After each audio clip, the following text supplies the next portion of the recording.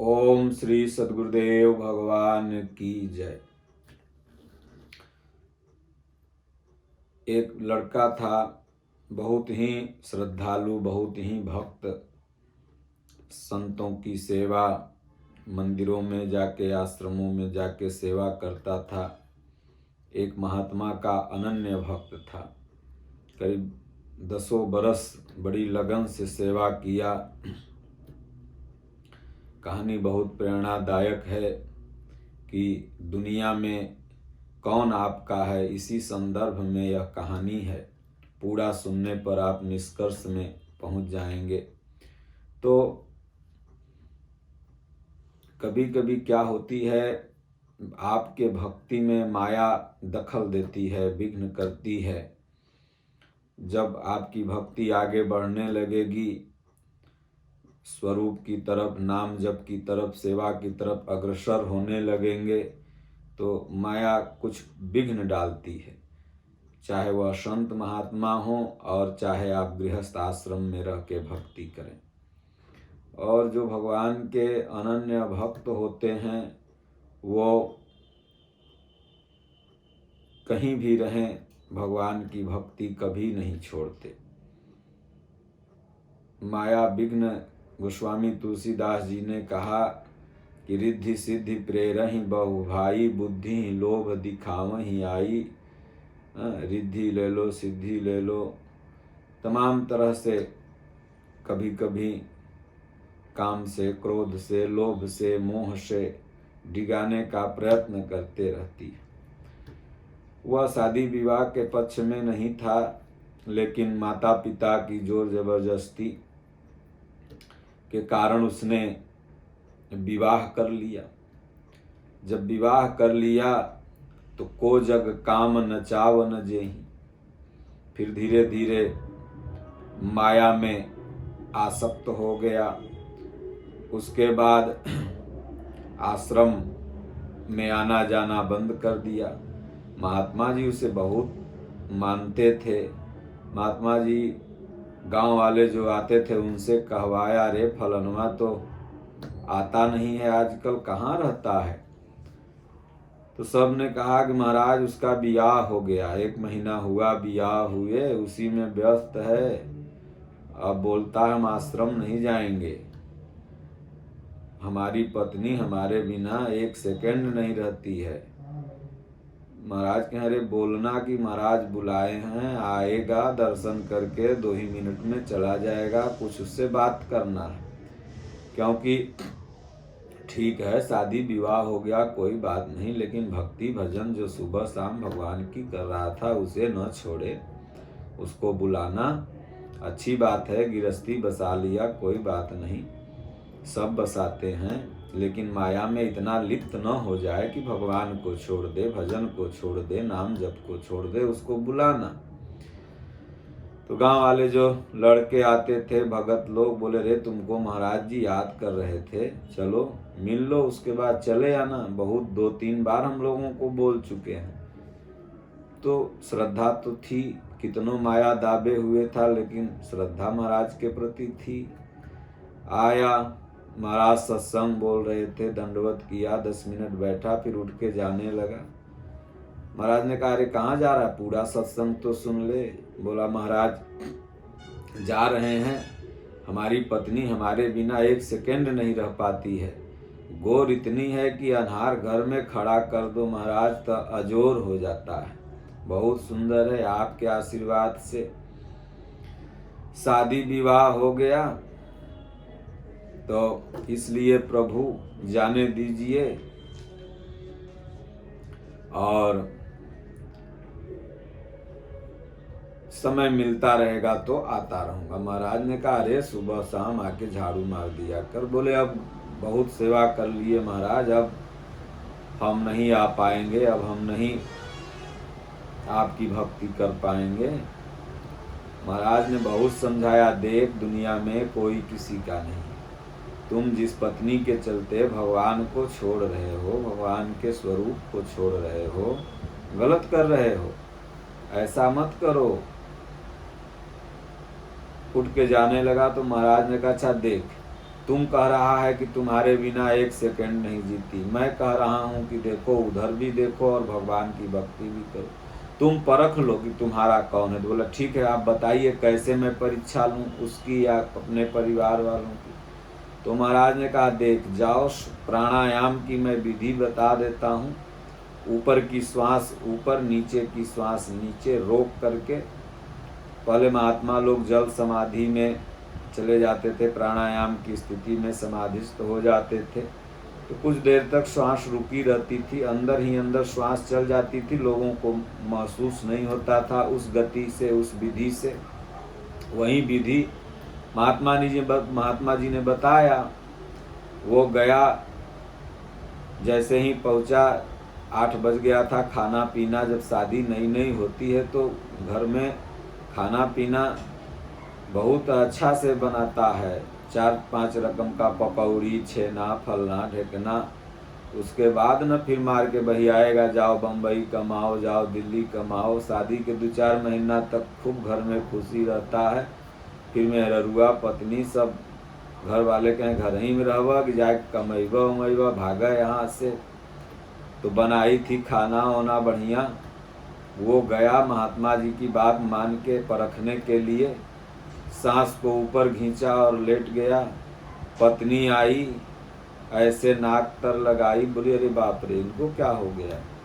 फिर सोची अभी रोने लगूंगी तो पूरा गांव जुट जाएगा, घर वाले जुट जाएंगे, गरम गरम पकौड़ी पनीर का, नेनुआ का, कदुआ का, आलू का, खराब हो जाएगा। पहले फटाफट खा ली और उसके बाद तब लगी रोने। कोठरी में से आवाज़ गया जब बेडरूम में से, तो घर वाले दौड़ के आए, गांव वाले, अगल बगल पड़ोसी गोतिया कुटुम आ गए सब। क्या हुआ क्या हुआ। तो बोली मम्मी जी अभी आए, ये पकौड़ियाँ खाए हैं, अब पता नहीं क्या हो गया, गिर गए, सांस रुक गया इनका। और सब सुन रहा है कि हम खैबो नहीं किए हैं, खाई अपने हैं, और कह रही है ये खाए हैं। और सब खटिया से नीचे पलंग से उतार दिया। सब कहा अरे भाई साधु जी का बड़ा सेवा किया है 10 साल, हैं महात्मा जी के सेवा का यही फल मिलेगा, जाओ महाराज को भी सूचना दे दो। 5 मिनट 2 मिनट में महाराज भी आ गए, बगल में ही कुटिया था आश्रम। तो आ करके महाराज ने कहा भाई क्या हुआ मेरे चेला को। मम्मी पापा पत्नी सब गांव कहा रे महाराज आपकी बड़ी सेवा किया, कुछ उपाय करिए, देखिए भगवान से मनाइए, बेचारा का महीने दिन शादी हुआ है, कुछ तो हो जाए। महाराज ने कहा हाँ मेरी सेवा तो किया है, और मैं चाहूँगा तो मृत्यु को लौटा भी सकता हूँ, जिंदा कर सकता हूँ इसे, लेकिन एक शर्त है मेरे कमंडल में, जो ये काला कमंडल महात्मा लोग रखते थे ना, ये पानी है, और ये पानी संकल्पित है, जो भी पी लेगा वो मर जाएगा और उसके बदले में ये जिंदा हो जाएगा। तो बुढ़वा जर्जर 80 बरस का हो गया था उसका बाप। महात्मा जी ने कहा तू तो 80 बरस का हो गया, 2-4 बरस, 1 बरस पक्का लाम है, कब टपक जाओ, कोई नहीं तुम ही पी लो पानी, तू मर जाओ बेटवा तो तोर कम से कम जिंदा हो जाई, वंश चली, नया नया शादी हुआ है। बकवा कह रहा महाराज हम तो पिए लेते आपके आशीर्वाद से, लेकिन हम मर जाएंगे तो बुढ़िया के कौन देखेगा, बुढ़िया टूअर हो जाएगी, अभी हैं तो कम से कम उसका देख रेख तो करते हैं। तो इसलिए महाराज क्षमा करें। तो महाराज के अच्छा कोई बात नहीं, बुढ़िया हो गई है 70 बरस की, 65 बरस की, जर्जर है, खाए खाए कर रही है, कम से कम यह पी ले तो बेटा जिंदा हो जाएगा, वंश चलेगा। महाराज ने कहा अरे माई तू है पी ले। बोली महाराज पी तो लेते, लेकिन 2 ठे रोटी गरम गरम बुढ़ऊ के बना के देते हैं तो खाते हैं, इनकर ख्याल करते हैं, कौन देखेगा उसको बुढ़वा को। तो महाराज ने कहा अच्छा चल तुम लोग नहीं पिएगा तो ई आई है, सज करके सुहागिन बन करके, पहले सती प्रथा रूढ़ी थी, नारियां मर जाती थी पति के साथ में ही, राजा राम मोहन राय ने इस रूढ़ी को खत्म किया। आज भी समाज में तमाम रूढ़ी है, छुआछूत, ऊंच नीच, जाति प्रथा, संप्रदायवाद, धर्मवाद, इस रूढ़ी को भी धीरे धीरे गीता ज्ञान से हमें आपको खत्म करना है। मानवतावाद के प्लेटफार्म पर, सिद्धांत पर प्रत्येक संप्रदाय के लोगों को चलना है। तो महात्मा ने कहा कि तुम ही पी लो, मर जाओ, तुम्हारा पति जिंदा हो जाएगा। तमाम सतियां थी, नर्मदा जी थी, सीता जी थी,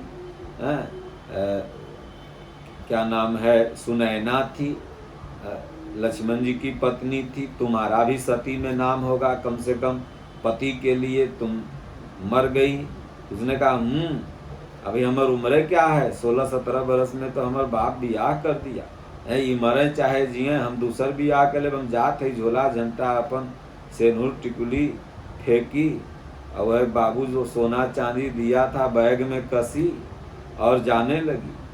महात्मा जी ने कहा कि तुम लोग नहीं पिएगा, चेला तो मेरा है भाई। संत हृदय नवनीत समाना, कहा कबिन पर कहे न जाना। दधीची ने अपना प्राण त्याग दिया समाज की रक्षा के लिए। संत तो सदैव समाज के लिए ही जीते हैं।